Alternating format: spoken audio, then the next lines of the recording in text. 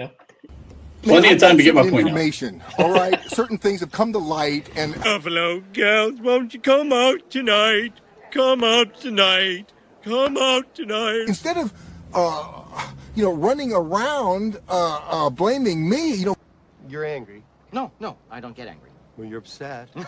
I don't get upset. Well, then let's have a little talk. What's up, everybody, and welcome to Steelers Sanctuary Podcast. I'm your host, Dave Romero from SteelersSanctuary.com. I've got Trent and Bob with me. Mr. Korb is playing Mickey Mouse down at Disney with his family, so he won't be here for about a week or so. We'll try to trudge on without him. Guys, how's it going? Going Wonderful. good. Going good. It's Friday. It's Buffalo It's week. Friday. Buffalo week. Steelers back in the division lead. 4th seed in the playoffs again. Wait, Things work out better when they don't play, right? I was going to say, is this the new formula for the team? Just don't show up and do anything, and the division gets handed to you. Well, that was a rough one yesterday for the Ravens. They did not look good at all. I don't know if Lamar's hurt. What they had 5 turnovers last night and losing to the Bengals. Yeah. Joe Burrow's back, so Jesus, this division's up for grabs. I don't think you can discount the Bengals in this division the way. Well, everyone's not playing. now. If everybody keeps losing, they're going to sneak their way right back into contention. I actually put a tweet out there. I said Lamar does not look like he can. He looks immobile right now. Yeah, something's not right. Yeah, he was not 100% at all. I've been saying it since that Detroit game that he is not 100% because Hutchinson kept catching him from behind. He either is, like Mike Florio said, playing for a contract and protecting himself, or he's lost a step. And bottom line is, if he doesn't have the run, he's not good enough to be a passer. He's going to struggle if he can't. And we knew this day would come. Maybe it's not here yet, but it looks like it. That if he loses athleticism, he's not going to be the same quarterback. I mean, he relies a lot. Oh, yeah. And the defenses adjust to that athleticism a lot, too. So if they don't have to adjust to his athleticism and they make him a pure pocket passer, that gets real dangerous for him and the Ravens. For sure. This division's wide open. I tweeted that today. It's anybody's division. We've talked about it in weeks prior. This is going to come down to Steelers versus Ravens, these 2 games, and how if one team can get the upper hand and sweep, they're going to win the division. If they split, we'll see what happens. Maybe the Bengals sneak up. But it's going to be interesting the last few weeks. Well, even if they split, remember, we actually own the tiebreaker on the Bengals. I mean, if they go sweeping through the division. But head-to-head, they beat us by 2 points. We beat them by 22 points. So if it comes down to it, point differential will make a huge difference. Sure. For sure. I just wanted to address one thing before we get too far into the podcast. I got accused yesterday, and we've gotten accused as a podcast of being a little bit too negative. And we can be at times. But I don't want to speak for you guys. No. I know, right? But I have an expectation for the Pittsburgh Steelers. I didn't create the Browns sanctuary or, the Jets sanctuary. This is Steelers sanctuary. I expect them to be a Super Bowl contender or at least a serious playoff contender year in and year out. And we really haven't been that since 2017, 2018. I would argue since 2013. Okay. That's a possibility too. So I don't know what people are expecting to hear, but I'm going to call out when I see things that I don't think are right. And there's a lot to call out with the Steelers. But I'm also going to try to be positive when they do well too. If you're looking for sunshines and rainbows from beginning to end, this is not your podcast. We're going to call it as we see it. We're going to tell you what's wrong with the team. There's no fucking head coaches here or NFL coaches, but you can use your eyes and see what's wrong with this team. It doesn't take a fucking 10-year coaching stint to see what's wrong with the Pittsburgh Steelers right now. And if it comes across negative, I'm sorry. If this was Steelers Sanctuary in the 1970s, you would get your rainbows and sunshine. But it's not.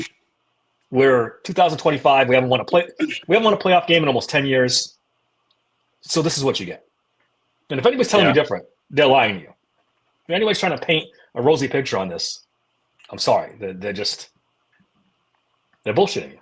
Well, I'm painting a rosier picture than the last couple of years because of Aaron Uncle Rodgers. Aaron. Yeah, I got But I know I do want to be realistic. Although at this point, with the way the NFL is right now, are we really not Super Bowl contenders? I mean, outside of the Giants and the Browns, isn't kind of everybody who still isn't? I mean, they got teams at 3-8 in the hunt. Technically, the Browns are in the hunt today. I mean, I take your point that this is wide open, but at the end of the day, no, I don't think there's any way this team's a Super Bowl contender. They might squeak out a playoff win with Aaron, maybe. I tend to doubt it, but Look, I don't know what you guys think. if we get the division and the first game at home, I guess it's crazier possible. things can fucking Yes. happen. I mean, if you ask, I'm not afraid of going to Denver. I'm not afraid of going to Indy.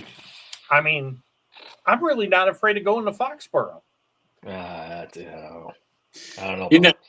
Here's the other thing too. I think, like, for us, like, we do this for fun. We're not getting paid to do what we're doing right now, and so But I think I would love to. Yes, if you guys could just help bring the money in, we will turn it down. Yeah, there's no turn it down. But I think the other side of that too is, like, as a fan, if you only look for rainbows and sunshine, you're about to let yourself down pretty hard, because it's not always going to go that way. And, like, you should be looking as a fan as how can we win this year, but not only that, what do we plan for in the future? Because you have to find out where the team sucks to figure out where you need to get better. Yeah. Like, as a fan, you look into the draft, every one of our fans, this fucking fan base is going to go absolutely batshit crazy for a draft in Pittsburgh, right? I mean, they're going to deep dive into every dude into the 7th round, and everyone's going to have an opinion about all of them. Well, you got to know where the team sucks, and you have to call it out before you deep dive into the 7th round guys to know which positions you have to replace. So, like, we can't just say Aaron Rodgers is playing the best football of his life when all of the statistics are saying that he's not. You have to call a spade sometimes. Yeah. Look, I was just going to say real quick, looking at this team and where it is and bringing up the draft, a significant portion of the fan base thinks we're going to draft a quarterback. I got news for you, folks. We've broken it down many times, and we will break it down a bunch in the offseason.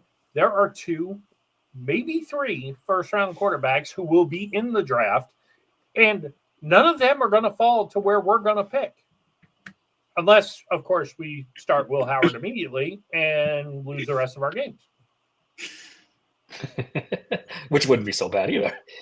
KR has a question here about, can you give a brief origin story about the name Steel Sanctuary? I wish I had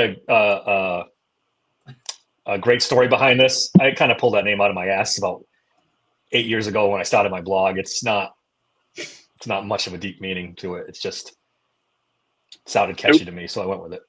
Let's be honest. It was the first time the black cloud rained down on Dave's parade. And then he found out that through the black cloud, he needed A+ draft pick Will Howard. And that was his sanctuary. And safe space, welcome to the podcast. This is not that. Yeah, no. Let's do a little bit of Josina Anderson's report from earlier in the week. I know it's been a couple of days, but I wanted to kind of get your opinion on it.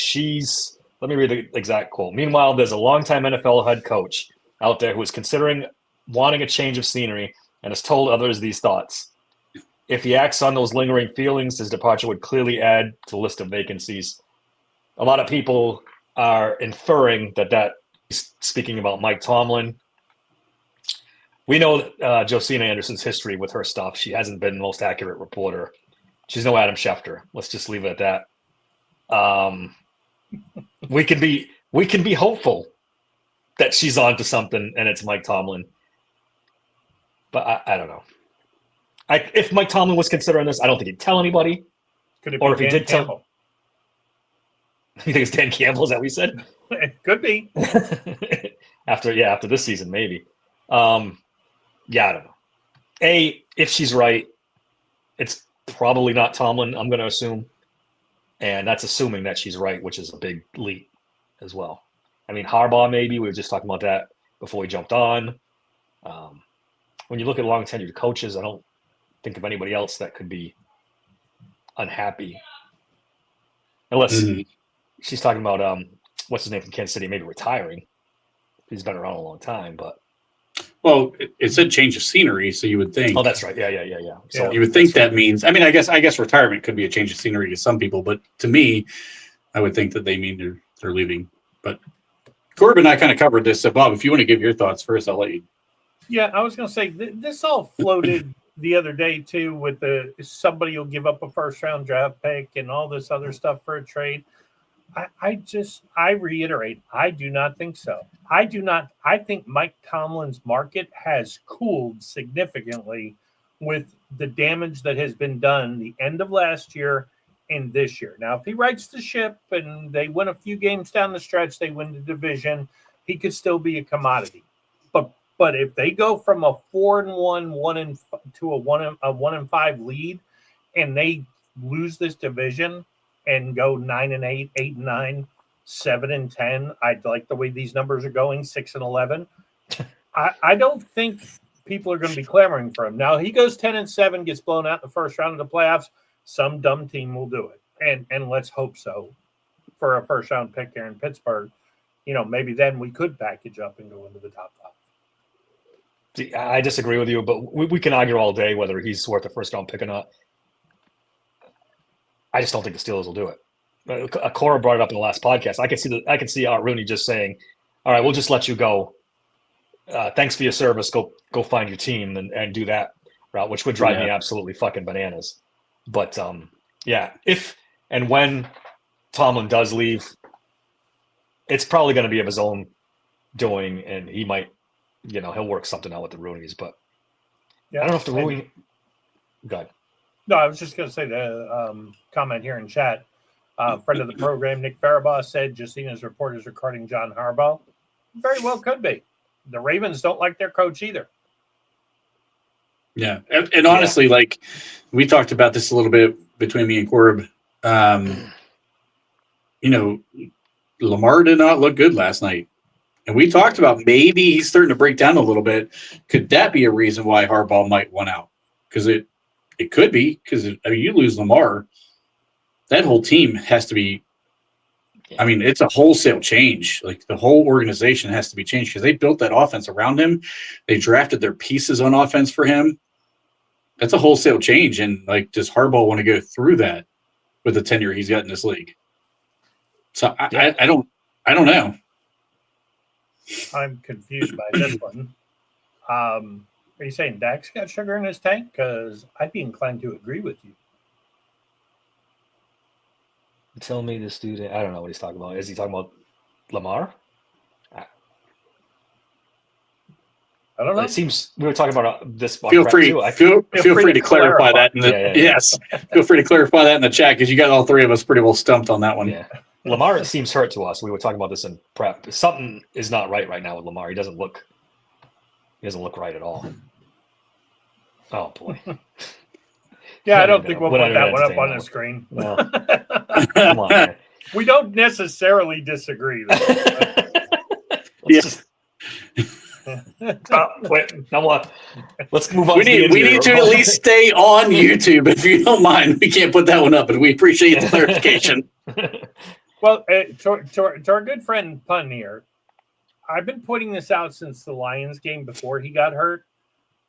He looked slow. Aiden Hutchinson was consistently catching him from behind. Either he's hesitant, maybe Mike Florio is right that he's playing for a contract and he's protecting himself. I don't know. But bottom line is if Lamar can't take off for 20 yards when it's not covered, I don't think he's skillful enough to stand in the pocket and beat anybody. Not with the current receiving core in Baltimore, anyway. He's only 28, but he has taken a lot of shots. I mean, the running quarterbacks, this is the downside to running quarterbacks. They take a lot of hits. They take a lot of abuse, and they don't hold up as well as and he's slender. He's slender, too. He's not like he's a big guy. He's not Josh Allen taking hits. He's or even, Cam, he broke down after what? 9 years Yeah. in He was a Carolina, big dude. Cam Newton and was a that's big dude. 250 pounds. Yeah. So it's not a good recipe for success. Yeah. Richard says he's got reports of knee, ankle, foot issues. It looks like it to me. He doesn't look glutes. like He did not look good. he does not look like the same quarterback to me. All right, let's do the injury report. Steelers are pretty clean, except for those two original players that were announced out earlier this week, Broderick Jones and Derek Harmon. And the Buffalo Bills are in deep shit. Both of their left tackles are out. Both their tackles, not both their left tackles. Both their tackles. Linebacker, what do I have it here? Let me look it up real quick. Linebacker Terrell Bernard and wide receiver Curtis Samuel are out to go along with Deion Dawkins and Spencer Brown. So they're pretty beat up. They are beat up. Dalton Kincaid might play though. Yes, I did hear that. It's a little concerning. I didn't hear that. He's questionable on my Oh, good God. because he's on my fantasy team, so he's questionable. Yeah, and the Buffalo beat reporter said this afternoon he put it 60-40 he would play. I don't know what's more concerning to you guys if you're an independent guy. Is it Broderick Jones being out and Andres Pete being the starting left tackle for the Pittsburgh Steelers, or the two Buffalo tackles out? I think they might cancel each other out at the end of this game. Yeah. Andres Pete might do his best to give up as many sacks as both those backup left tackles. Or now you got me saying left tackles, both those tackles combined. Mm-hmm. What side does Bosa play on? Do they move him around? Or is he strictly... A little bit. Yeah, he will go both sides. I think Gregory Rousseau is a little bit like TJ Watt. He prefers to stay on that same side as the right tackle. So Joey's been coming off the left in the games I've seen. So he's gonna but get they can move. Oof. I mean, Scary. theoretically, that should be big advantage us. And certainly Buffalo did not look good blocking the Texans last week. And No, they did not. Yep. Herbig and TJ, I'm very worried they're going to play Highsmith a lot in this game. I'm also very worried we're going to see a heavy dose of Malik Harrison. I mean, yes, James Cook is awesome. I get it, but I just have a feeling if Kincaid does play, and even if he doesn't, Allen loves to throw to his tight ends. So if you get a situation where even Dawson Knox, and it's Malik Harrison on Dawson Knox, they're going to go up and down the field on us. We have got to get home in this game. We have got to get home. Then you worry about the quick passing game. That's what I'm worried about. Beating a pass rush like they always do, and it's a scary game for me. I circled this one on the calendar a long time. I just don't like the matchup. I know the Buffalo Bills are old, but that quarterback, that running back, yeah, James Cook is but their unbelievable. wide receivers are trash. If Kincaid plays, they're pretty good. He's pretty good. They got two pretty good tight ends, right? Kincaid and Dawson Knox. Dawson Knox is pretty good too. Yeah. Yeah, but Khalil Shakir is not a guy we should be afraid of going man against. No, they definitely don't have a number one. Yeah. What do you think, Trent? Is it somebody? I'm not a big fan of Brandon Eccles one-on-one with Khalil Shakir because Shakir is kind of cut from he's not as good. Don't take this the wrong way.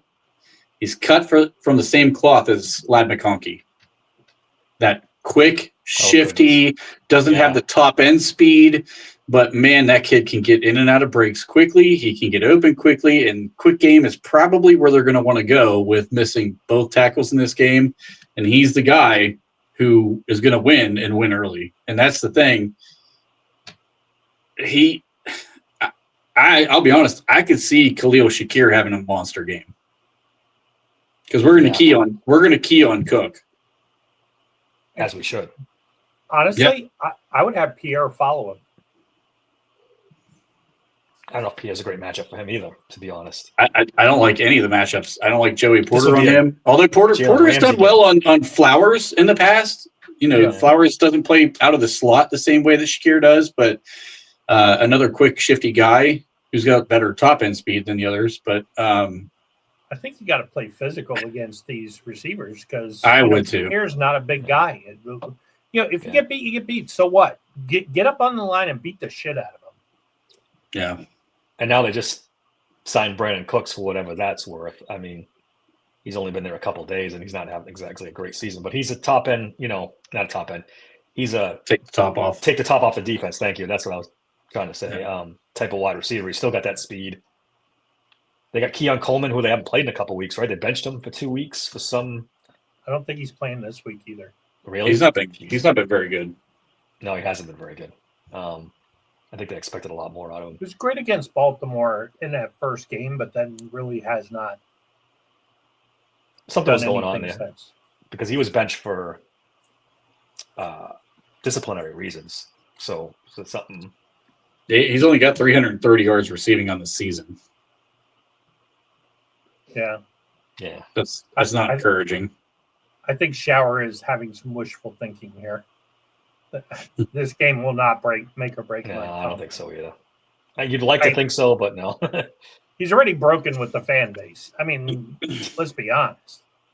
Vaughn makes a good point. I mean, will we see Asante Samuel in this game? That might be a good matchup for Shakur. But again, Samuel hasn't played since last.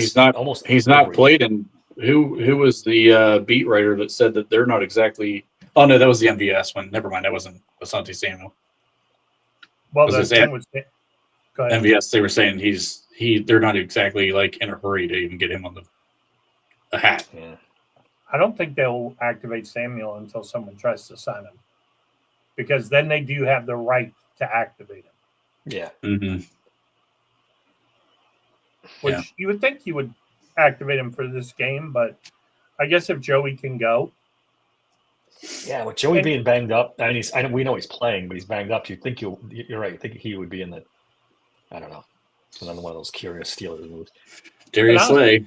I'm not overly worried about Josh Allen quick passing game. Watching Buffalo, they don't really have that in their bag. He seems to hold the ball a little longer.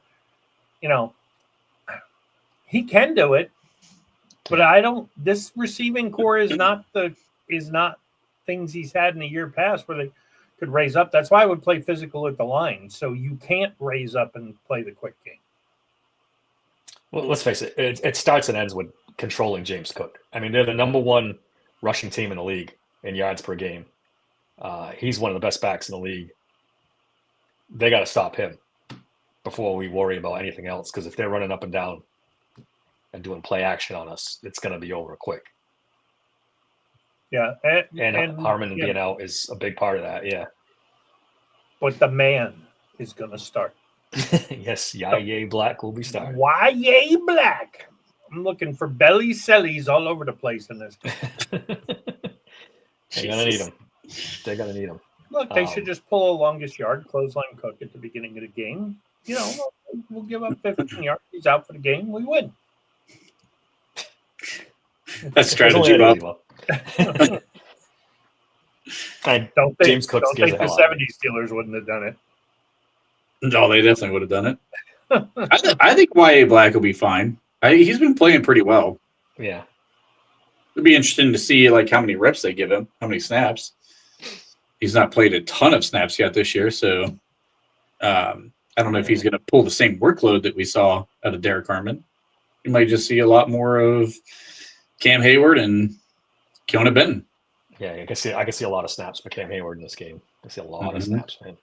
Mm-hmm. And going forward till Harmon's back. Yeah, he's probably going to be at that 88% mark again. Yeah, of snaps. They're going to run him into the ground before we even sniff a playoff game. Yeah. Honestly, I think a lot of people are going to be wishing by the end of this game, the Broderick Jones slander will definitely cease after this game. Well, yeah. Listen, when you're comparing him to Andres Pete, yeah, absolutely.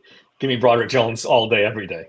I mean, I might even take the former left tackle back over Andres Pete, man. This is going to be. What happened to Will Anderson? I thought Will Anderson was the backup Calvin. tackle. I mean, Calvin. Yeah, sorry, Calvin. I'm not having a good day today. Calvin Anderson. He's supposed to beat him out. Well, apparently he did. We'll see how that goes. In pun, I advise you to go back and watch last week's War Room. Trent did a great job of breaking down Derek Harmon is very effective. You're just not seeing it on the stat sheet. He is. He was playing really well before he got injured in this game too. I thought he was having a nice game. Did you guys cover the Patrick Queen comments about schematics after the game on Monday? I know we didn't get a chance to. I think that's kind of interesting. Is that cracks finally starting to come in Mike Tomlin's that we talked about? We thought it would be Ramsey. That would he and Eccles both had kind of made some comments. Patrick Queen's one of those guys too that we didn't think of. That's not afraid to speak his mind. Not afraid to, He's also young enough to get another contract, so he's got to start speaking up a little bit if he wants to actually get one from somebody. Yeah, it's damning. The more we hear these things, and I think it's just going to keep coming. Yeah, I mean, I don't know how you can't be frustrated as honestly either side of the ball, because some of the schematics that they're running is just absolutely stupid. I mean, we had Corbin and I talked about this on the Tuesday show. On the goal line, you're on the 2-yard line, and you have 2 down linemen, and then you had TJ and Herbig clear outside the end line guys. I'm like, you're playing a third down begging them to run straight up the middle at you. And I mean, it was untouched for a touchdown from the 2-yard line. Come on. Like, that's how easy it is to outsmart the Steelers defense. You go in 11 personnel on the goal line. Mike Tomlin trots out his, nickel defense for that. And then you run the ball up. You only need 2-3 yards. Yeah. And they're in 12 personnel. Yeah. We're in nickel and you're in 12 personnel. Like, what the hell are you doing? It's frustrating. It's very frustrating. I don't know if you guys picked up on this. We were running a 4-3 for a lot of that game. We had all 3 middle linebackers on the field together. Yeah, he's done that before too, right? And that's why Malik Harrison's trying to cover goddamn fucking DJ Moore up the seam. I'm like, what are we doing? It's nuts. It's nuts. Trying to be positive, but it is so much. There's so much to point to. It's okay. Here we can be positive. It's a positive that the rest I've been writing about this and screaming about this for 4 years now about how bad the coaching staff is. Everybody's catching up, and I know you guys feel the same way too. The national media has finally caught up. The excuses are falling by the wayside. He doesn't get to pick. Well, maybe he does get to pick, but he can hang his hat on his defense. Well, they spend more money on defense than everybody else, and the defense sucks. The cracks are showing. That's what to be positive about is now, like I said on the Cold Hard Truth on Monday, though, it doesn't fucking matter because the problem in Pittsburgh is not Mike Tomlin. It's Art Rooney. If he doesn't care, Tomlin can do whatever the fuck he wants to do. Yeah, you can make that argument for sure that he's the owner. He's ultimately responsible for this. And his reluctance to make any kind of moves, it just shows. We get the same thing year after year after year. And Rooney that's why I argue with you, Bob, about this is what a lot of the owners want, is a Mike Tomlin type situation. They want to stay out of the negative publicity. They want fans in the seats.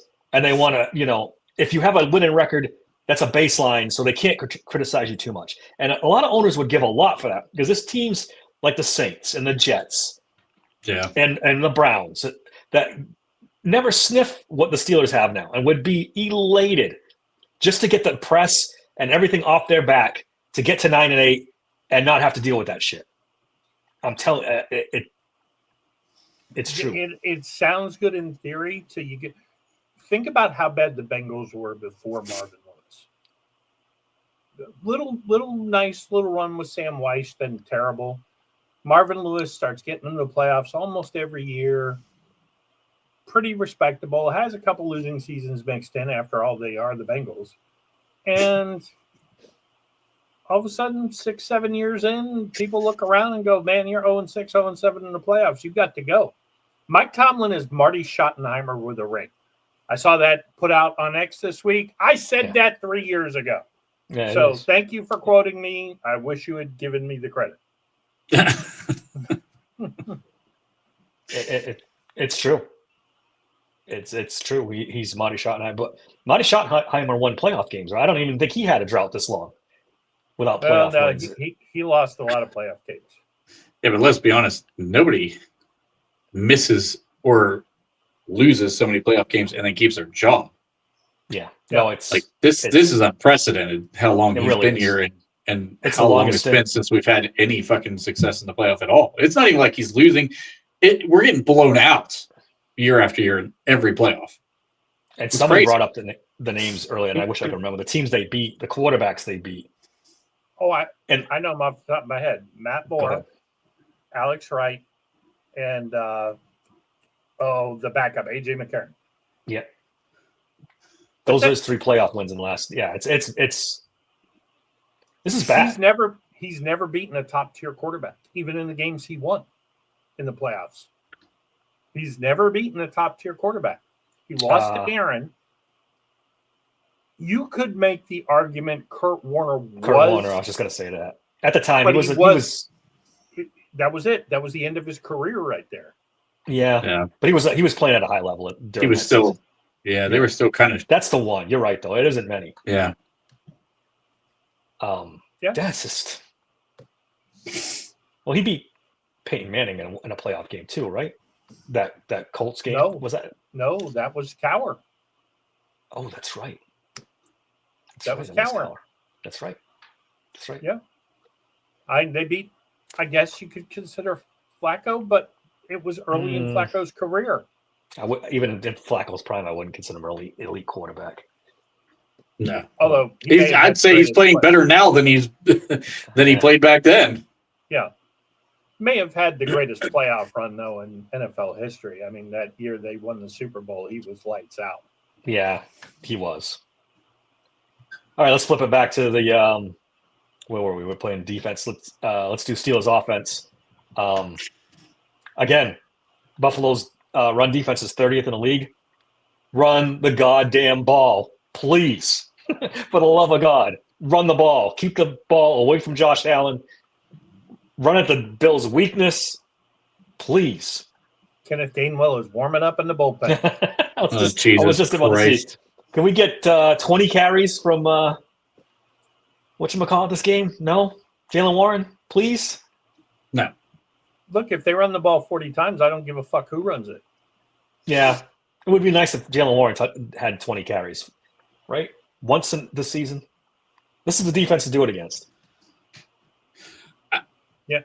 I was so tired of talking about Jaylen fucking Warren and Kenneth Gainwell and the snap counts and the load management between of Jaylen Warren. I'm exhausted about this whole thing. I hear you. You paid the guy to be your lead back. And he's not your lead back. He just starts. He doesn't play on third down, which is his strength. Right. He does I don't understand what the fuck this coaching staff does with him. I really don't. He's the most productive guy on the entire offense. And you're not utilizing him like it. It's crazy. This is the dumbest shit I've ever seen in my life. I swear. I literally am exhausted talking about it because it's every week, and it's 3 podcasts a week that we end up talking about this goddamn Kenneth Gainwell and Jaylen Warren scenario. Is it the fumbles? Why doesn't Tomlin trust? He hasn't fumbled this year though. He hasn't fumbled once. I'm grasping at stuff because when you look at what happens on the field, there's absolutely no doubt who the best running back on this team is. The best offensive weapon, period.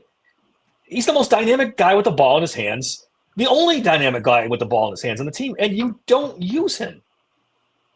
He has enough. He has a 35-yard play 2 weeks ago, and they took him out of the game for 2 series. What the fuck are we doing? Is that Arthur Smith? Because he's known to kind of rotate backs, and we know what he did in Atlanta. I'm so dumbfounded by the whole thing. I mean, there's been games where you look at the box scores and you have Jaylen Warren averaging 5.7 yards a carry and can't touch the ball for an entire quarter and a half. And I'm like, what are we doing? Chicago was missing all 3 inside linebackers last week. All 3. Gainwell still outsnaps him. I'm like, if there's any game where this is going to be his workload week, that was the game, and he still couldn't get it. I can't. It's driving me nuts. This is the game. Buffalo, like I looked it up, they're number 1 in passing yards allowed and 30th in rushing yards allowed. This is the game. You got to use him. You have to use him. 20 carries minimum. Shower asking, why did we draft Caleb Johnson? We made the massive fucking mistake of going anybody faster than Najee Harris has got to be fast. I don't know why they. He really hasn't been that bad when he's carried the ball. I mean, No. his very few attempts, he's been okay. Kickoff return, meh. He's the biggest back we have, too. Oh yeah. So if you want to ground and pound, that's the guy you want to use. I mean, Gainwell's been good. I mean, I was wrong. Gainwell's been pretty good. He's been a lot better than I ever thought he would be. But Jaylen Warren's the guy. Yeah. I say we punt. We should punt. Well, I don't know. After last week's fucking effort, Yeah, I don't know if we he can can't run put the any ball 40 yards downfield at this Oh, point. God. Jesus Christ. My man, was Preston another Howard shit embarrassed show. me last week. As far as the pass game, obviously Aaron Rodgers is back. Will he hold the ball? This is not a great pass defense for the. I mean, it is a good pass defense for the Bills. So I don't know if they go ultra conservative with his wrist being hurt. I don't know if that's going to make them want. I bet if I had to bet, they're going to call a very conservative game. They're going to tell him to get rid of the ball as quickly as possible. He might set a world record for time to throw this week. 1.9 seconds to a check down. Yeah. I also think that if you are going to throw on first down. Throw on first down. You get a play action, throw on first down, get it to 2nd and 5, 3rd and 1, 1st and 10. I mean, they can run pass, just pass on first down, run, pass on first down, run, pass on first down, run. That can work. Because they can't just pin their ears back on first down and come after him. Hey, you put him back there 3rd and 5, and he's going to get killed. Vaughn makes a comment. This is right. T-Mex has such deficiency. Steelers should feast. It doesn't happen. It is a story as old as time. He's absolutely right. It happens so often. I don't know how many times we heard, this team's offensive line interior is all beat up or young, and Cam Hayward and the young guy should dominate, and they don't. It's just, I'm a broken record. It comes back to coaching. The coaches try to outthink themselves. So, like, they had 3 linebackers who were all backups in last week. Bob and I do the war room. The whole damn war room was about run the ball heavy in the first half, draw those linebackers in, and hit the play action behind the linebackers. Hit it in crossing routes. Hit it, whatever. Uh-huh. And they did none of it. We go 1 run for 9 yards, and then let Mason Rudolph throw a ball well underthrown to DK Metcalf to a 6'4" corner. Like, that was not the time to take the shot. You don't have to be aggressive. You're away. You're not at home. You had a 9-yard run. Keep running until they stop you. Like, it's insanity what we decided to do. And then they're like, oh, we're going to run every fucking player who's lined up, who's not on the line, in motion. Like, why did every single person on the field have to go in motion? Well, it's going to cause communication problems between the linebackers. I think the only people confused was the fucking offensive line and the players, because we didn't run shit right anyway. Hell, Aaron Rodgers is on the sideline talking about the formation being wrong. The only people confused was us. Yeah, they confused themselves, not the Bears. What the hell are we doing? You know what I wouldn't be surprised to see, and I'm dead serious about this because they've done it a couple of times. I would not be shocked to see Gainwell and Warren in the Wildcat, with Gainwell taking a snap and RPO and Buffalo to death. They have trouble with the run. Go heavy, Wildcat it up, and just see what happens. And then when Rodgers is in, if they back off a little bit to play the pass, okay, run some more. You might see an odd Wildcat, but you're not going to see that consistent. You'll see it once or twice, maybe. Look, anything run related, I'll be happy to see, because it seems so clear. You let your starting left tackle is under speed. You're facing the worst rush defense, or one of the worst rush defenses in the league. You know, your quarterback's got a broken left wrist. Run the fucking ball with your best runner, preferably. And then let everything go from there. Then you can start doing play actions, throwing on first down. I love that idea. Catching the Bills off guard a little bit. They ran the jet sweep to DK a couple of times. I don't necessarily want to see a bunch of jet sweeps, but if you told me DK would motion into the backfield and they'd RPO with DK, I don't hate that idea, especially if it's a DK's out wide, Gainwell's in a wildcat, drop DK back there next to Warren. Good luck. You RPO and you overcommit to Warren and Gainwell, they pitch it to DK and see ya. Manufacturing touches for DK should have been done 6 weeks ago. I mean, 8 weeks ago. One. Yeah. This is something they should have been doing from the jump. That's another guy. You got two really dynamic guys. You got DK Metcalf and you've got Jaylen Warren. Get them the ball. Get them the fucking ball. And that's the only thing Arthur Smith is thinking about. How do I get those two guys involved? Maybe consider looking 10 yards down the field at the number 10 who's wide open on a lot of plays. I did a lot. I texted Trent at one point. Watching the All-22, I'm starting to agree that he's getting open. I've been telling you guys that for 6 weeks now. Now, step 2 is getting him the fucking ball somehow, because throw the ball to him when he's wide open. No, I mean, I don't understand it. Even Mason, was in the game, didn't look at him either. So I don't know what the hell's going on. No, the one play he did try to throw to me, threw it like 5 yards into the fucking stands. On that point, and Korab just joined, so that he's going to love this. If Aaron should go down for some reason, do you go straight? You got to go straight to Will Howard, right? Yes. What's the point of bringing Mason back out there and repeating that performance? You know what? I said Wildcat. I would not mind a package of plays for Will Howard as RPOs. You could run true RPO with him because that boy can move. He can run. If something happens to Aaron, they got to go to Will. Mason Rudolph, that's done. Yeah, but you know what's going to happen is he's going to be the emergency quarterback, and then he's not going to be able to play unless Mason gets hurt too. That's true. That's going to be the issue. I didn't think of that. There is one exception to that: an emergency quarterback. If you roster him, meaning then he's not the emergency quarterback. He's just a regular. Yeah. As the third quarterback, not the emergency quarterback. Yeah. But I don't think they'll do that. They don't tend to do that. But if you go to Will Howard in that scenario, if it's 1, 2, 3, and you go to the third string, you cannot go to anybody else unless Will Howard gets hurt. That's the drawback to the third string. Yeah.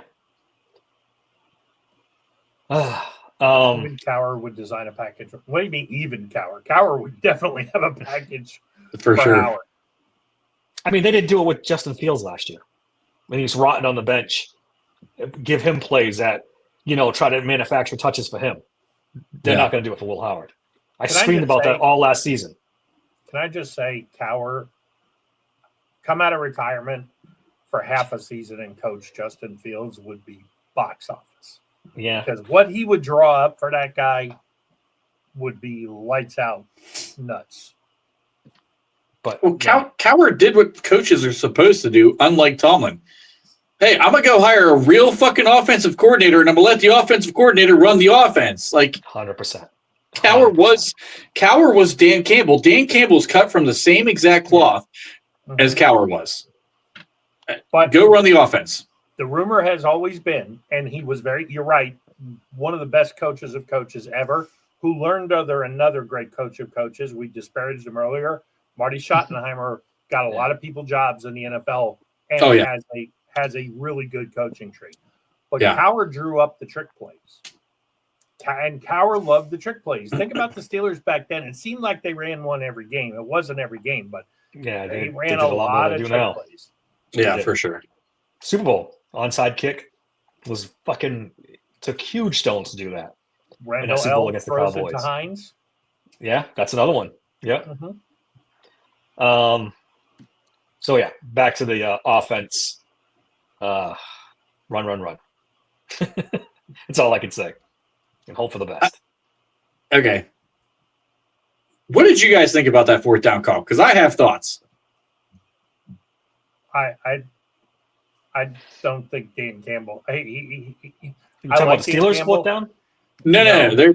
Campbell's talking about he doesn't know when to go for the fourth down in that game yesterday. You're down. They were on the 29-yard line or so, roughly 20. They were down. They were close. No, they were inside the 25. It was like the 20. Inside the 25. It would have been basically a 40-yard field goal. And he went for it on fourth down? Yeah. Yeah. They were down 10. 4th and 2. Campbell always goes for it on fourth down. That's what he does. I mean, I don't remember that specific play, but he goes for it on fourth down more than I think most coaches in the league. Yeah. So here was my take on this thing, though. Like, so as soon as that fourth down failed, just one Dan Campbell slander after another from everybody that I follow, basically. And I'm sitting here thinking to myself, I'm like, but why? He does a rollout with Jared Goff. It was the cleanest throwing lane you're ever going to see because there was no one out there. Yeah, Jameson Williams is coming wide open across the field on that crossing route. I mean, he basically runs that like shallow drag route. Yep. The DB is nowhere near him. He's 2 yards beat. There was no way that dude was going to make a play. And Goff just threw the ball behind Williams. If the ball is out in front, not only is it a first down, but Williams is turning upfield, and he's going to make some yardage out of that. He's going to score. He's going to score on that play. It was a beautifully designed play. Yeah. Everything was lining up perfectly. Goff missed the throw. Yep. That's not a bad fourth down call to me. That's just execution didn't work. But you got to look at the situation from a game perspective. You got about 8 minutes to go. You got 2, maybe 3 possessions left. You're down 10 points. It's 4th and 3, and I get it. But at the same time, you got to get the field goal at some point. Take the points. Get the points. This is what San Francisco, and people still defend him. Oh, it was the right play because if the guy hadn't dropped it. Bottom line is the guy did fucking drop it. And you go up 3 scores halfway through the third quarter to go to the Super Bowl. Okay?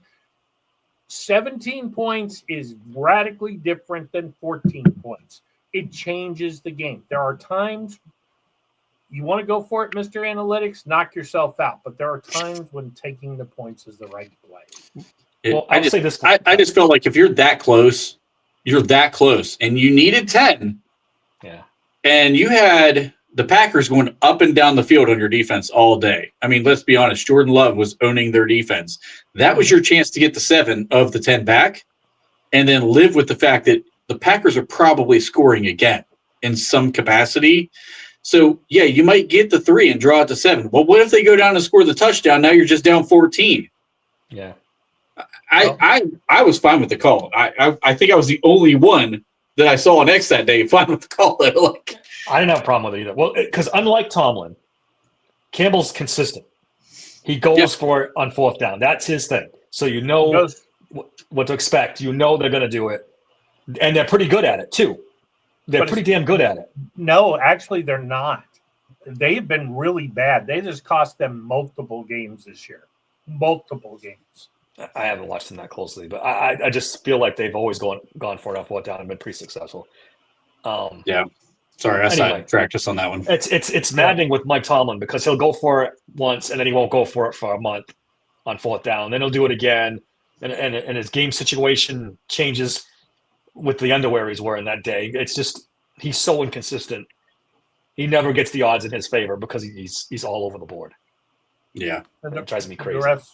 The refs fuck everybody constantly. Yeah, that game was pretty poorly called. Yeah. I heard somebody on the radio this morning talking about the old Chuck Noll quote that say, if you let this game stay close, the referees are going to act like referees at some point in the game. And if it's close, you're going to lose. Yeah. Bob, to your point, you're right. I just did a quick Google search. The Lions are at 52% on fourth down, which is down from 67% last year on fourth down. So it's not working quite as well for them this year as it has in the past. But because everybody's I'd take it over 0% for Mike Tomlin. He went for his first fourth down of the season last week, so not literally, but I'm just joking. I'm being a little bit of an asshole right now, but it feels like he goes for a fourth down about 3 times a season, and we saw a couple of them now. Well, we all know what I think is the most unstoppable play in football, and Tomlin doesn't have the guts to run it. Is Austin takes the snap, Washington picks him up, throws him as far as he can. On that note, we're running a little long, so let's go to power rankings. Yes. You got it ready, buddy? Oh, I don't. Hold on. Give me a second. I can grab it though. I'll tell you what, it's kind of funny watching Darnell Washington in the tush push behind Connor Hayward though, because Connor's I mean, he's got to be 240, and Darnell just kind of throws his ass over the pile half the time too. Yeah. Which, by the way, that's the play that's built for Will Howard. Will Howard is our tush push guy. Yeah, for sure. True too. All right, this week we have the Los Angeles Rams, number 1 overall. I don't think anybody debates that anymore. Patriots 2, Broncos 3, 49ers 4, Eagles 5, Seahawks 6, and the Indianapolis Colts 7. I just like to say I voted for the Bears, and they definitely belong on this list after today. You could also make an argument that Philadelphia doesn't deserve to be on this list at this point, the way that they're playing. Yeah, I mean, I doubt they'll get as many votes as they got this week. I have a feeling you're right. I also, I would not be shocked to see the bottom 3 be completely different next week. It could be. Yeah. Colts got the Texans. The Seahawks will probably win. And the Eagles lost. So. And let's face it, 49ers got to come east to play the Browns. That's not going to be an easy task either. Top 3, though, got pretty easy games, though. I can see the Rams staying number 1 for the rest of the season for us. They're really good. They're just really good. They got a great coach. They got a really good team. The Patriots have a freaking easy schedule the rest of the way. They could stay in the top 2 the rest of the year, too. Their schedule's super easy. Denver's isn't exactly daunting. Yeah. I'm telling you, there's a team not on this list. I did vote for them this week, so I will tout that I was the first one to vote them into the top 7. The Houston Texans are coming fast. If C.J. Stroud can find any semblance of his rookie year, the Texans might win out. That Texans defense is. I think that defense is better than Denver's defense because they got 2 great corners. Yeah, they have one. They got 2 good edge rushers too. Yeah, they do. Yeah, it's a good defense. Very good edge rushers. Yeah, I don't disagree with you on the Texans. They could. They're going to make some noise down the stretch here for sure. I put the Packers at 7 on mine, and I'll tell you what, if Jordan Love finds some consistency, yes, that's another team that can catch fire and just start headhunting teams. Micah Parsons was playing really well. I don't know why it might be gone for the season. I didn't see any injury designation after that. Right? Yeah, that didn't look good. But I mean, he didn't play against the Steelers, and their defensive front still looked pretty damn good. So I don't know. They got a nice team. At this point, I almost think the AFC South is a lock to get 3 teams in. The Jaguar schedule is a joke. They're 7-4 already. The Colts got up to such a fast start, although I think they might slip to 3rd in the division because they got to play the Jaguars and the Texans twice. Did you see Vaughn's comment about right here on the screen? Have you watched Nobody's Winning Out? Yeah. Texans got all their bullshit out of the way early, though. Yeah.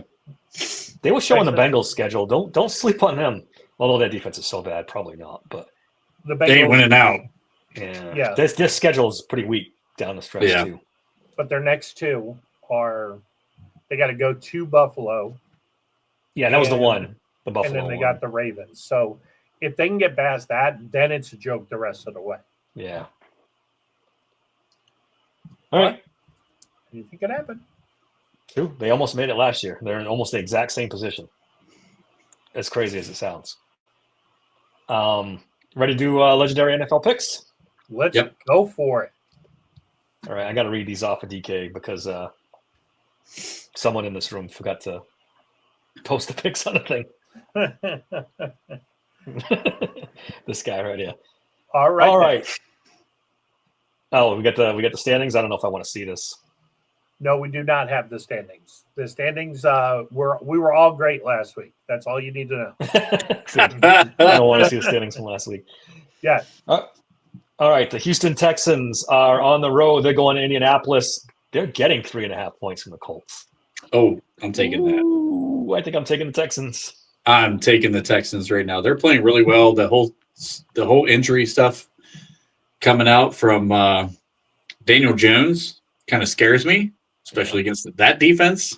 Yeah. If Daniel Jones becomes immobile again, it's another guy. We talk about Lamar Jackson, but people forget how mobile he really is as a quarterback. Yeah. That defense can get after him with no fear of his run game. Yeah, I'm not just taking the points. I think Houston pulls this thing out in Indy. I do think this will be a close game, but Texans getting 3.5. Yeah, No, that's I'm crazy. all over the Texans. I mean, I get it's in Indianapolis, so I guess Vegas is saying they're pretty even, and if it was in neutral field, it would be. But I like the Texans in this one too. Vaughn asks, is Burrow the best quarterback? I've always liked Joe Burrow. Of what, the IR list? That's the problem. That's what his next comment was, if not for the injuries. Yeah. Yeah, I didn't even pay attention to that. I've always liked Joe Burrow a lot. I think he's top 3 when he's healthy. Yeah, for sure. When healthy. For sure. right. I do love Burrow. Yeah, it's how do you not? San Francisco 49ers are traveling to Cleveland to play the Browns. The Browns are getting 4.5 at home. How many fucking sacks is Myles Garrett going to have this season? 30. Yeah. It's looking that way. It makes me sick, but what's he had? He's had like 14 and a half in like 3 games. 3 games. Yeah, I think it's 3 games. He's had it's absurd. Mm-hmm. That's absurd. Having said all of that, yeah, I'm taking he's not playing a scrub this week. Yeah, he's got Trent Williams. Oh, yeah. He ain't getting a fucking sack this time. Trent Williams doesn't give up sacks. I'm taking the 49ers. Yeah, me too. I'm taking the 49ers.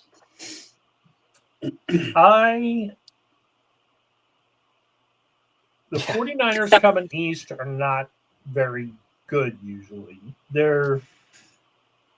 They struggled with Carolina early in the year when they came east. I think Shador gets it going. I like 49ers to win, but by a field goal. I'm taking the Browns. All right. Shador gets it going, Bobby. All right, let's go. That's your guy. Standing by him. Their defense is not very good. Who, San Francisco's? Yeah. It's the walking wounded. Yeah, well, Cleveland's offense isn't very good. Yeah. Mm-hmm. Vaughn makes a good point. All of a sudden, no one's counting pressures anymore. No. All of a sudden, imagine that. Myles Garrett's getting sacks. Now that's the most important thing. Imagine. All right, the Los Angeles Rams are traveling to Carolina. Boy, they're giving Carolina 10 points. That's a lot of points to go cross country. Carolina's not very good. They keep winning at home. I know. I mean, all of us just picked the Rams as the top team. Yeah. But Carolina keeps winning these games they have no business winning at home. Mm-hmm. I will tell you that one of us who's picking remotely took the Panthers and the points. Korob's got Mickey Mouse in his ears or something. I don't know. I'm half tempted to be on board with him. I'm taking the Rams. I can't do it. I'm having a rough season gambling, though, so don't go by what I say. I'm having a rough year. I think I went did I go 0 for 3 yesterday, Bob? I think I did. You did. You're 0 for 4. Yeah, because I took. I'm 1 and 3. I got the Oh, my Bengals. God. And Trent's 2 and 2. He got the Packers and the Cowboys.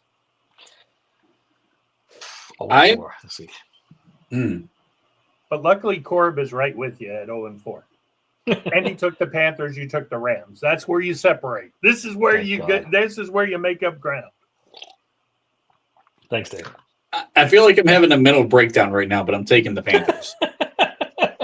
Because it makes no sense in my head, except for whatever this bullshit is with their home field advantage actually works in their favor. I don't It's like the 10 points. I don't like 10. If this were 7, I would definitely not even think about it. But the last time the Panthers were a big underdog at home was the Buffalo Bills, who proceeded to put up 88 points on them. So give me the Rams. All right. The Jacksonville Jaguars are traveling to Tennessee to play the Titans. They're giving the Titans 6 points. At some point, the Titans pack it in, right? Start thinking about next year and start getting blown out in these games. I'm taking the Jags. Jags historically struggle at Tennessee. But the Jags have done a lot of things out of character this year, so I'm taking the Jags. I think I got to take the Jags in this one too. Just there's no belief in Tennessee. Yeah. Well, except for Mr. Cora. He took the He went Titans. Tennessee. He took the Titans and the points. Divisional game, I'm guessing. Wow. Interesting. Dave, thank you. Thank you, Davey. He He might must go have- 0-16 this year. He must have saw that. He must have saw that one Cam Ward throw from last week and said, "Yep, that's the one." Oof. The Arizona Cardinals are coming all the way across country. They're going to Tampa Bay to play the Buccaneers. They're getting only 4.5. Is Baker in? Baker's in this game, right? He's not hurt, is he? I Baker's think he's playing. Hold on, let me double check. As far as I know, did he's he get- playing. Did he get hurt in the last game? I thought He did get hurt in the last game. That's going to be I don't think important. I don't think it matters if he plays. He's got a shoulder sprain in his left shoulder, non-throwing shoulder. Okay. I don't even know who I'm the taking- may back up is. He's looking to. He's probable. Well, not probable. He's questionable, but Yeah. everybody's thinking he's going to play. Who's the backup for Tampa Bay? Does anybody know? I can look it up real quick. Could be Will Howard. Howard. I'm going to take Tampa in this game. I'm taking Tampa too. I just think the Cardinals had a little magic there with Brissett, but that's kind of gone. Yeah, I just Their backup is Teddy Bridgewater. Teddy. Bridgewater. Oh yeah, they're winning. Teddy Two Gloves. Coming straight off his what five figure fine for the whole high school football thing. Yeah. You that's right. guys want to give Vaughn a Yeah. quick answer? No explanation. CJ Dante Carr. Moore. Are we talking draft eligible? Yeah, that's what I was going to ask. I took it. I took it as draft eligible. If it's draft eligible, it's Dante Moore. If it's not draft eligible, I don't even know what he's I'm saying. on it. I'm on it. Julian's saying. I'm just telling y'all. He's a fucking Draft different eligible, level. I'll say Fernando Mendoza, CJ Carr otherwise. Yeah, I think I would say Mendoza draft eligible. I don't know who I'd say for overall. All right, everyone took Tampa, right, on that? Yes. Yes. The New Orleans Saints are traveling to Miami to play the Dolphins. The Saints are getting 5.5 points. Who fucking knows in this game? Who cares? And who knows? Dolphins technically alive I was just for going a to say that. playoff. Yeah. I think I'm just gonna take the Dolphins. The Yeah, Saints I'll take just Miami. suck. They just suck. I don't know what to Yeah. say about that. I'm going to take Miami the at best home. player in the game, given any change. Yeah. All right, the Atlanta Falcons are traveling to New York to play the Jets. The Jets are getting 2.5 points at home. This game's horrendous. I'm taking Bijan. Yeah. Bijan and Drake London. He's playing in this one, right? He was there 2 weeks ago, I think. Didn't I'm play gonna take last the week. I'm gonna take the Jets. I'm The Jets. going to go with you here. I actually Jets at home are pretty tough actually against a shitty team. So yeah, I'm going back to basics. When in doubt, take the home team. That's all I got left, guys. That's all I got left. The home dog too. Yep. The Minnesota Vikings are traveling to Seattle to play the Seahawks. They're getting 11.5 points. They're on their third string quarterback. It might be better than their first string quarterback. Yeah, could possibly be. Brosmer, I guess, is going to start this game. Seahawks.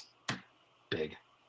The Minnesota kid is starting in or for his hometown team, Minnesota. Yeah, it don't matter. Seattle's winning this game. Yeah, no, it's still not going to matter. I'm taking the Seahawks too. Although I think the spread might be bigger if JJ was playing. There's at least one pick six in there that they're not accounting for. Oh, Yeah, I see forgot to do Smooth Jimmy earlier, by the way. My lock is Texans. Your lock is Texans. I haven't even thought about it. I got one coming up. I'm probably with you. Little shine off KOC the last couple weeks, huh? The way that he's globbed on to JJ McCarthy and he hasn't been able to get him to play even remotely good. Yeah. I still love KOC, but JJ is just that bad. I've been telling you guys. Nobody wants to listen to me. I'm the lowly Buckeye fan over here. James Winston, Minnesota. He would be, actually. That would be fun. Bob, did you pick this game? Anybody going to take the Vikings? I was until they said Brosmer. I was going to lay the points with or take the points with JJ. Can't do it with Brosmer. I think it's disrespectful to a Brian Flores defense, but this game is literally, to me, going to be 16-3. I'll just say this. I bet you Brosmer has the offense moving better than JJ McCarthy. He's an accurate quarterback. He fell where he fell for a reason, but he's an accurate quarterback. And KOC seems to work magic with some of these guys. All right, the Las Vegas Raiders are traveling to the Chargers, and they're getting 8.5 points. This one is my Smooth Jimmy's lock of the week. The Raiders are a dumpster fire. They just fired Chip Kelly because he was calling plays that weren't in the playbook. What a terrible organization. Chargers league. Chip Kelly. Quit hiring that dude in the NFL. He's great in college. Just let him stay in college. What a disaster. This is the Chargers by a mile. The Chargers disrespected the terrible towel. The Chargers will lose this game. I'm taking the Raiders, but Brock Bowers is putting up a huge week this week. Who's throwing in the ball? Yeah.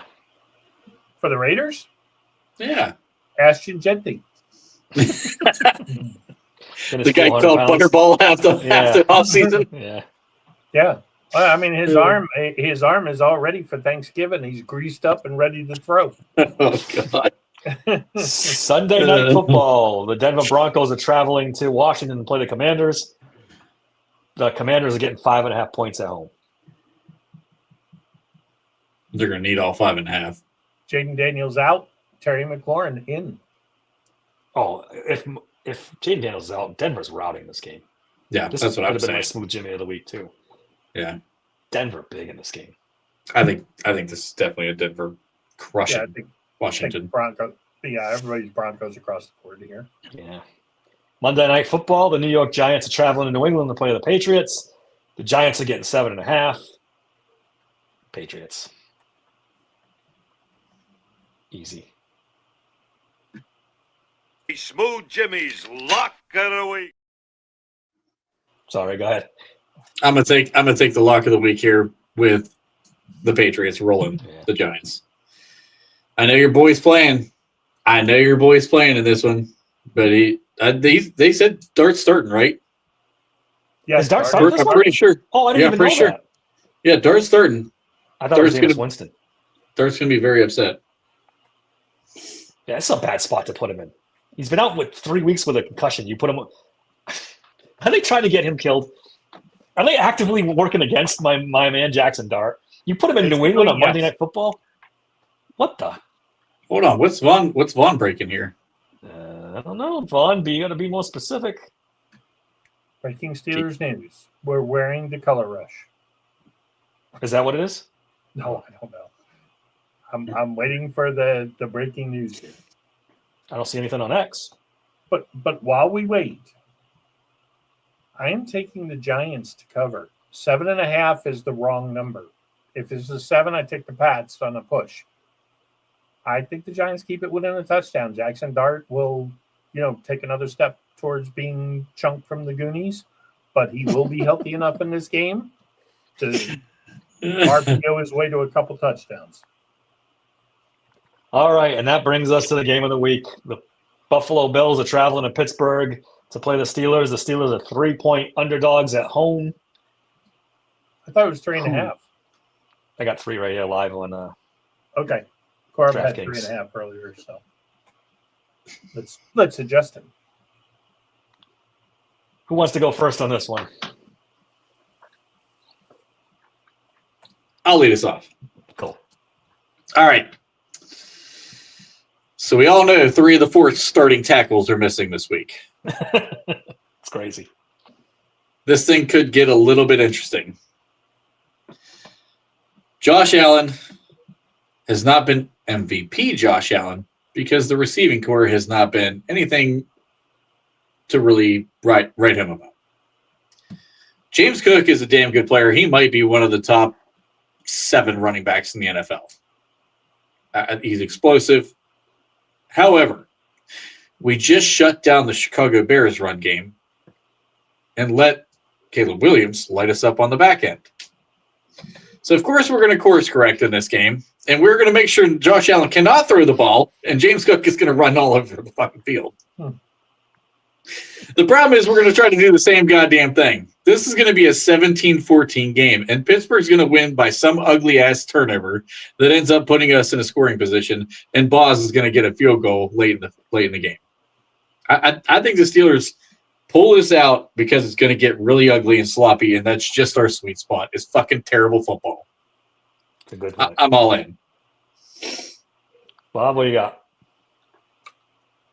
I think Aaron Rodgers will throw early and be effective. I think we will be forced to run the ball for fear of his wrist, which plays to our advantage. I think Boz kicks 5 field goals, and we win this game due to a late sack fumble, 22-13. Wait. Is your boy YA the sack fumble? Is the belly silly the reason we win this game? No, but I think he will get a belly selly sack, but TJ or Herbig will get the sack, get the strip sack. 22-13. All right, boys. The darkness has moved in. I don't see. Oh, is that your breaking news? Scoreless bounce back game? So. Oh, was he writing that to something that we said? Scoreless bounce back game. I love it. He's going to average 39.8 yards a punt this game. I just said 5 field goals. He's going to hold the shit out of the ball for Bob. I just think this Buffalo offense is too much. Even without their tackles, I think James Cook is too good. I think Josh Allen is too good. I'm not thoroughly convinced that Aaron Rodgers makes it through this whole game. I think we could see Mason Rudolph second half.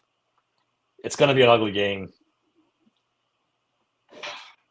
I'm sorry. I want to be optimistic, but this team's just,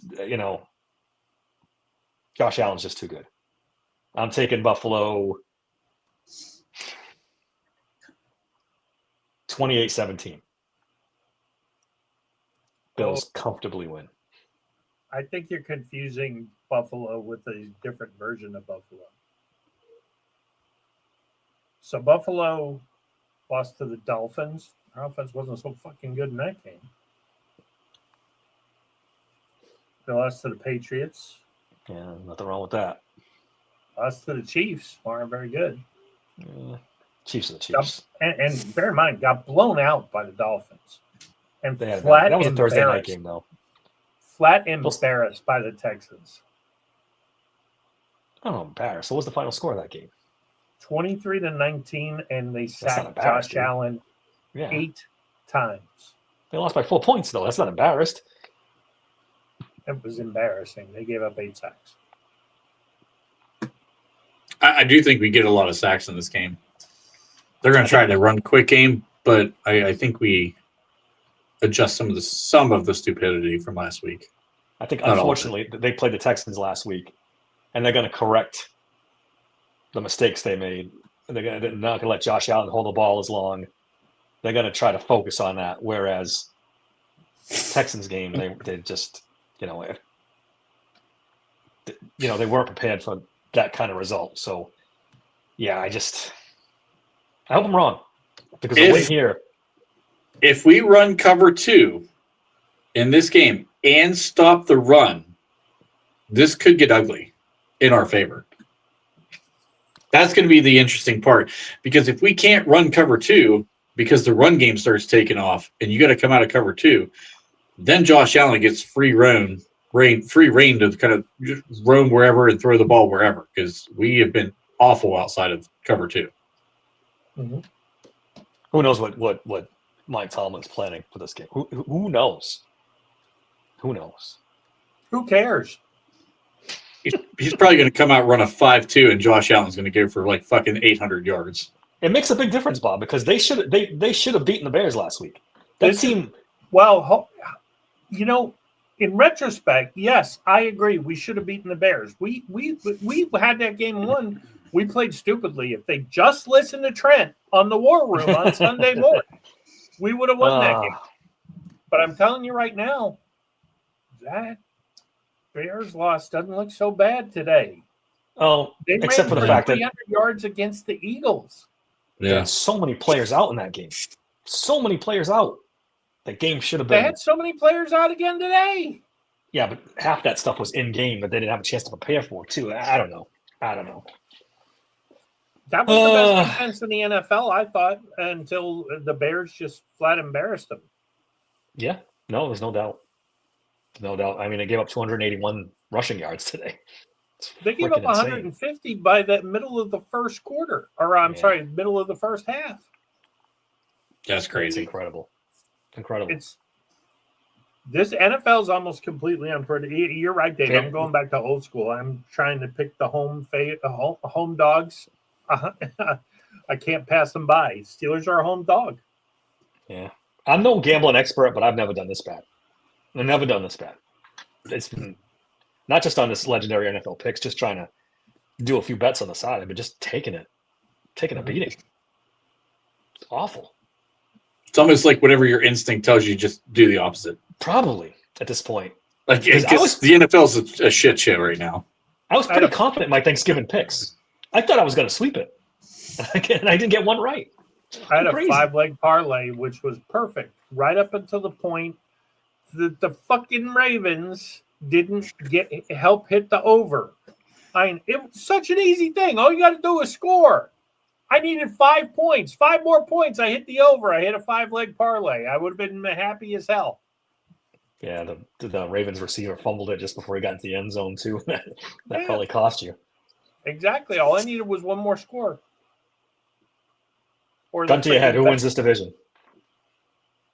I think the Steelers win the division. Because this is ugly and bad.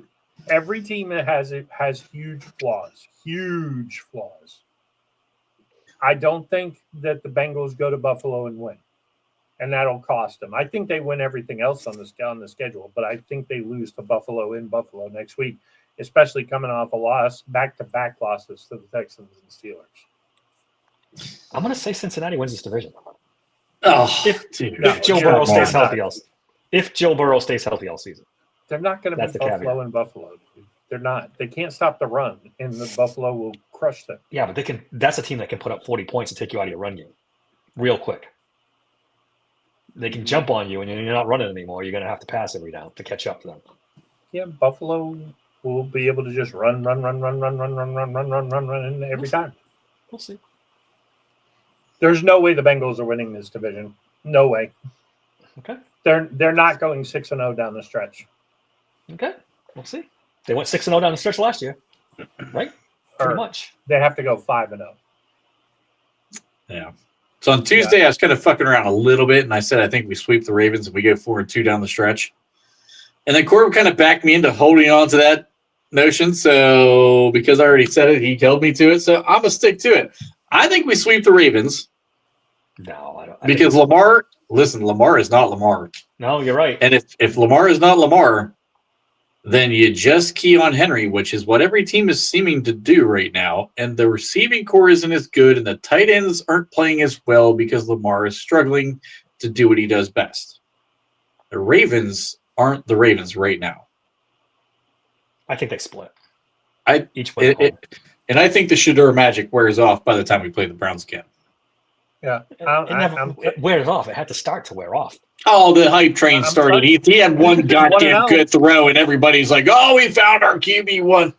You didn't find a fucking QB1. You found a fifth rounder who made one throw. I'm sorry. And he's 1-0. He passed for 200 yards, touchdown, interception. Is he great? No, I never said he was going to be great. I said he'd be a top 15 to 20 type quarterback. I think he can be. Of what, the second string? No, I think.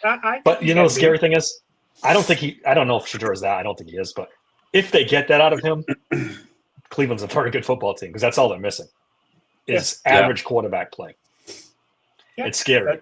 And I'm going to get accused of glazing the Browns, but they say hey, Jackson Dart is a little better than I thought he would be, mostly because the Giants have completely tailored their offense to what he does well. I think they're going to get the kid killed. He's going to play 5 seasons in the NFL, but give the kid credit. He's played pretty well when he's in the game. He's got a little moxie to him. He's not a very good quarterback, but he finds a way to win games. You know, Kenny Pickett won games in the NFL. Tim Tebow won games in the NFL. Jackson Dart's going to win some games in the NFL just until he breaks down. I mean, I'm a Jackson Dart guy. I don't think he's going to be great either, but he's better than Kenny Pickett. Come on. Kenny Pickett's awful. Yeah, well, that's what I'm saying. But Kenny Pickett got, he won games in the NFL. He had he won games to the Steelers. They went from 2-8 to 9-8 that year. Or 2-7. I had the same round grade on both guys, and I actually comped Jackson Dart to Kenny Pickett. I did say he's got a better arm. That's blasphemy. I don't think it's going to turn out to be blasphemy. I think his hands are marginally bigger. Look, I will say this. I don't think Dart. I don't think it's going to be okay. He gets exposed. There will be some of that. The Giants are running a college RPO offense. That kid is not an NFL RPO quarterback. It's going to work until he gets another concussion and then another concussion, and then he's chunked from the Goonies. That's it. Him and Scatabo are going to be in the same nursing home in 5 years. I'll tell you this, though. I will say this. I am not a Jackson Dart guy, but let's see what he looks like with Malik Neighbors. Yeah. Yeah, because he had what do you have? Did he have one game with Neighbors? He got Neighbors. Or was Neighbors already out? Neighbors might have been out already. I can't remember. I can't remember if Neighbors was already out. It was close. They were in the same time frame. Russell Wilson might have actually got him killed. Yeah, I think you're right. I think it was before Jackson Dart. Hopefully they get a solid coach for him too. I mean, Dayball's a good offensive guy, but he's a lunatic on the sideline. He's not a good coach, not a good head coach. I know a guy who would take a call from the Giants if they want to give up a first-round pick. I'm driving that motherfucker to New York if that deal goes through. What are you talking about? Harbaugh from the Ravens? No, Mike. Art Rudy ain't taking that fucking call. They're boys, though. They're buddies, so you never know. There's a little hope in my soul somewhere way down that this might actually happen. All right, guys. Go ahead. I was going to say, I firmly believe if they stood on an auction block right now, the Steelers, and just said, hey, Mike Tomlin, first round going once, going twice. Okay, Mike Tomlin, second round, going once, going twice. You're dead wrong on this one. They would give, there's multiple teams that would give up first round picks with Mike Tomlin. Multiple. Once the star sinks, it sinks. There's It would there's take probably 4 teams or more that would it would definitely be in consideration. I mean, he still hasn't had a losing season, Bob. Nothing's changed from last year to this year. They're still Did winning. you not see Colin Cowherd's breakdown of the non-losing season thing? get I don't like Colin Cowherd, but I really thought that was well I'm done. sorry. Are we talking about the same guy who's basically exactly like what Filipponi? Is he going to pierce his nipples too on there and get you guys ever bagels see- tattoos on his ass? Cowherd's been doing it nationally for 20 years, so Did you ever see the Cowherd he's just trade? as bad 20 years later as he was year one. He's awful. He's awful. Did you see the trade he proposed the Steelers make to get Shedeur Sanders? Do you remember seeing that?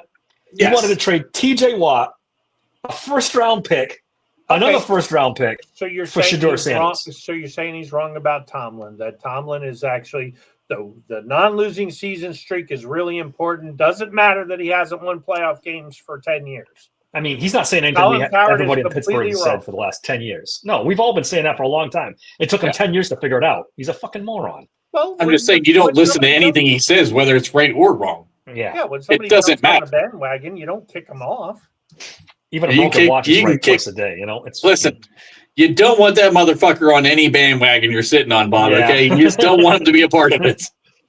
He's the worst. He is. He's the national pony. He He's the is. national, you know. I'd say Nick Wright is the national pony, but Yeah, I think he's up Nick there Wright- too. Nick Wright's smarter than them. He's doing it as an act. I think Colin Cowherd really thinks he's smart, and he's not. I think Nick Wright tries to be a little. Nick Wright tries to use too coy. much PFF. Yeah.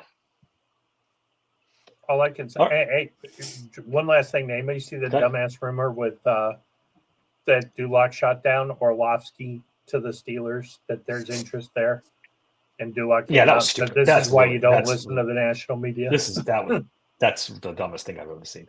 Von Assen. I was going to bring it up, but if pie in the sky, Tomlin's gone after this year. Is there a guy you guys have in mind that you'd like to see him? We'll dive deeper in this maybe after the season's over. But He's is there in a guy that Seattle. you would like to be in? He's coaching in Seattle right now. Oh, I think Trent and I are in agreement on the name. Kubiak guys over here. Clint Both of you guys? Kubiak, Yeah. bring an actual NFL offense to Pittsburgh for the love of fucking God. I've kind of fallen in love with Dan Lanning a little bit. He Oh, relates Dan to his Lanning. players You ain't pulling him out of Oregon, dude. for the Steelers job. Mm-mm. Yeah, I think He's got- the Steelers job. He's got an unlimited payroll in NIL right now. No, he does. Nike No, he owns does. Nike owns Oregon. Nike has every. I There's mean, a few they've flipped jobs that you don't players turn down. left and left. I don't know, man. There's a I'll few give jobs you- in the NFL you don't turn down, and Steelers I'll is give one. I'll give you a dark horse. Steelers have not hired a non-defensive coordinator going back 5 coaches now, which is a long fucking time. Don't be shocked if Brian Flores doesn't get offered this job if Tomlin goes. I mean, it's Tomlin all over again. Defensive coach who doesn't know anything about offense. You know, the reason he got fired in Miami is he couldn't hire an offensive coordinator worth of shit. He kept failing I'm on not- the offensive side of the ball. I'm not saying I would do it, but the Yeah. Steelers love defensive coordinators. Dan Lanning, defensive guy. Good, you know, and just listen to some of his halftime speeches and stuff like that. He gets it. Yeah, I win. Vaughn agrees with me. Nah, I don't know. I don't know. I can't put anything past Rooney, so I won't rule it out completely. But I would be disappointed if it was. You know if what it would be was Flores. hilarious if Rooney interviewed him and said, "Okay, Brian, we know about the lawsuit. We're going to hire you. You have to hire Mike McDaniel as your offensive coordinator." I was just gonna say Dan Lanning with Mike McDaniel as offensive coordinator, and I'm tap dancing down the street. I Tap dancing down the street. I can't get behind a college coach taking the Steelers job. He worked for Saban. He worked for the Georgia coach. Great college coaches. Took that Absolutely. Oregon job and ran with it. Now they're a national powerhouse. They He's were a great kind of a floor, college but they really coach. are no. Doesn't know He- shit about the NFL. No, but it's not that much different. I mean, I've seen. I It's know that much different. Jimmy Johnson never coached an NFL team either until he took over. Congratulations. You just named one of the 3 college coaches in NFL history who won a Super Bowl and a It can national happen. championship. It can happen. Pete Carroll and Barry Switzer. Barry Switzer was that Oklahoma team. Barry You really want Barry Switzer? Switzer? No, Barry Switzer rode Jimmy Johnson's fucking team to the Super Bowl. But he did win. That's fact. That's fact. Freeman wanted to kill him. Because Yeah, he was but such a I'm bad just coach. saying, only 3 college coaches have ever done both. Ever. If you hired a college coach, it's not coming from a powerhouse like Oregon. I just don't. I don't know. I don't know. I don't know how Look, you guys I'd don't have to think say- if the Pittsburgh Steelers came calling, Dan Lanning's going to say, "No, I'm going to stay in Oregon." Yes. Yes. No, he's gonna yeah. I say don't buy it. I don't buy it. Just like They I have think Marcus Freeman Unlimited would say no. resources and unlimited money. They would pay him more than the Steelers would to be a head coach. Yeah. In college. I know A Pony chance to get a beats pro the drum job. for- Pony beats the drum for Marcus Freeman from Notre Dame. That ain't fucking happening either. I don't want Freeman. Mm. I'm not that impressed with him. I'd take I don't know Marcus about Freeman in a heartbeat. I don't want a college coach. I do not want a college coach because then, although it would break us of the cycle of keeping coaches for 20 years because a college coach would flame out in 3. You can't say that in absolutes. I mean, we don't Yeah. know that. Lanning's a Okay. good coach. Okay, name me the last college coach that didn't flame out in 3. It's just like your argument about quarterbacks in colleges. It doesn't happen until it happens. Refute it. Refute it. Name me. I just gave you college Jimmy coach. Johnson. I just gave you one. Okay, the one You guy, said name one, I one of did. 3 guys who won the Super Bowl. How about Steve Spurrier? I didn't even have to win a He's Super pretty good Bowl. college coach. How You don't about have to Nick win a Super Bowl to be Saban? successful. How about Nick Saban? Nick Saban Maybe wasn't the terrible. greatest college coach of all time, flamed out big time in the NFL.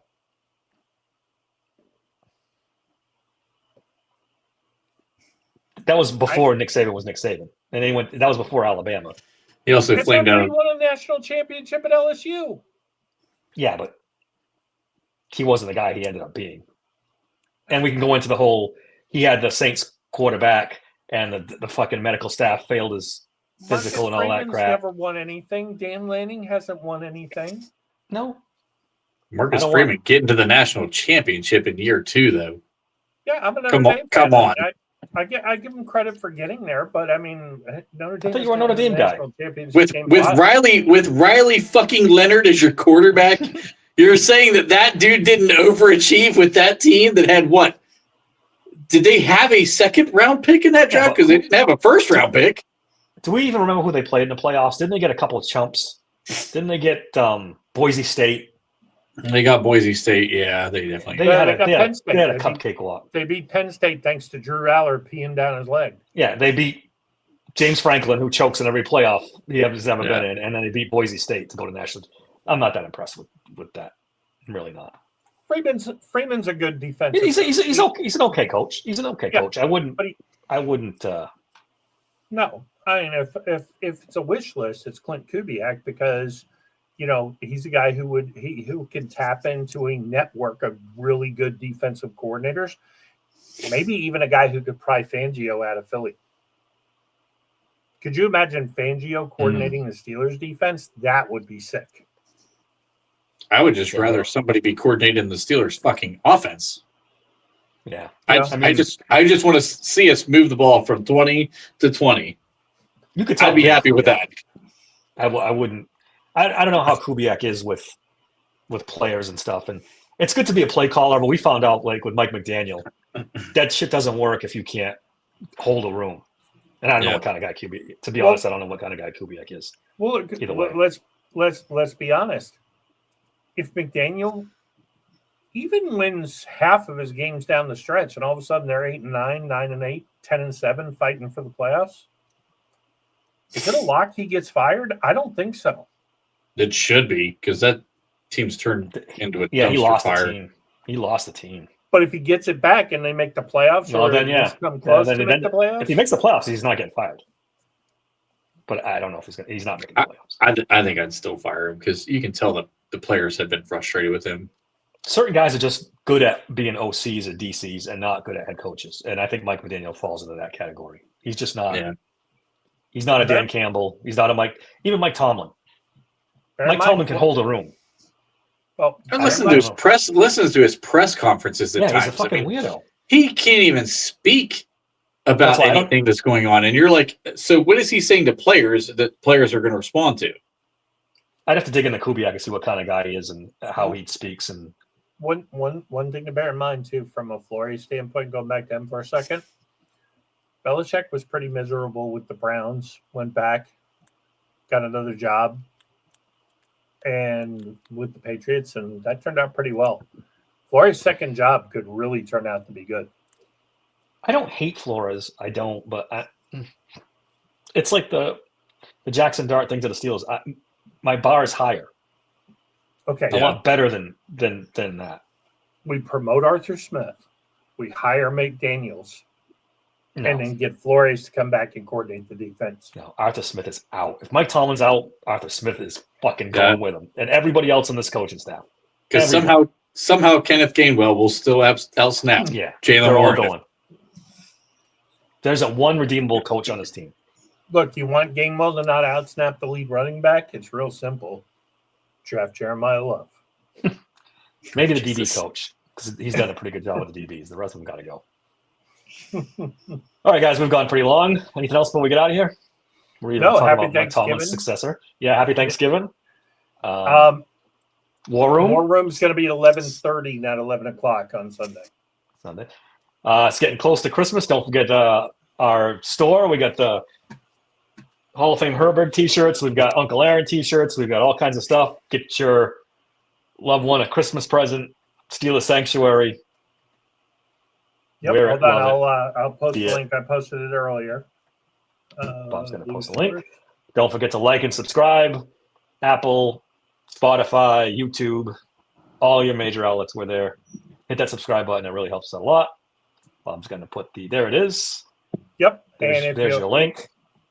If you order now, it will definitely be there by Christmas. Actually, if you order all the way up to December 15th, I think the 15th is where gets a little dicey guaranteeing, but all right. Absolutely. Don't forget to put your orders in now. Until next time. Nothing says the holidays like a Sanctuary. Absolutely. Until next time, thanks for listening to the Steel Sanctuary podcast. Life moves pretty fast. You don't stop and look around once in a while, you could miss it.